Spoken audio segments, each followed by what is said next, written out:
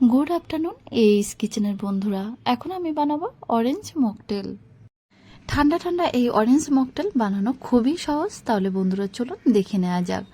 Orange mocktail বানানোর জন্য এখানে আমি নিয়েছি 3টে একদম ইয়েলো দেখে কমলা লেবু, 3টে পাতি লেবু আর কিছুটা পুদিনা পাতা। এবার কমলা লেবুগুলো কেটে নেব। দেখুন 4 ভাগে ভাগ করে নিচ্ছি লেবুগুলো। প্রত্যেকটা লেবু কাটা হয়ে গেলে এবার কেটে নিচ্ছি পাতি লেবুগুলো।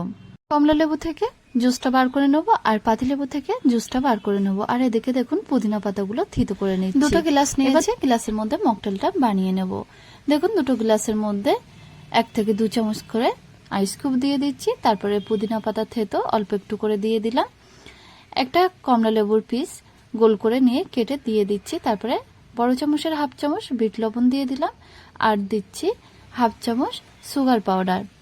এবার লেবুর জুসটা অল্প অল্প করে দিয়ে দেব। দেখুন 2টো গ্লাসে ভাগ করে দিয়ে দিয়েছি। এরপরে কমলা লেবুর জুসটাও কিন্তু দিয়ে দিচ্ছি।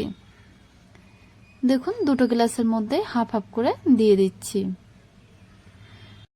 বাদ বাকি গ্লাসের মধ্যে দিয়ে দেবো স্প্রাইট। এখানে ফান্টাও ইউজ করা যেতে পারে, আমি এখানে স্প্রাইটটা ইউজ করছি। দেখুন গ্লাসগুলো একদম ফুল হয়ে গেছে। গার্নিশিং এর জন্য উপরে দিয়ে দিচ্ছি পাতিলেবুর পিস। তৈরি হয়ে গেছে একদম ঠান্ডা ঠান্ডা অরেঞ্জ মকটেল। তাহলে বন্ধুরা দেখলেন তো কত সহজে এবং খুব অল্প সময়ে এই অরেঞ্জ মকটেল বানানো যায়। আমার এই অরেঞ্জ মকটেল বানানোর রেসিপিটা যদি আপনাদের ভালো লেগে থাকে তাহলে ভিডিওতে একটা লাইক করবেন আর আমাদের চ্যানেলটা যদি সাবস্ক্রাইব করা না থাকে তাহলে সাবস্ক্রাইব করার অনুরোধ রইল।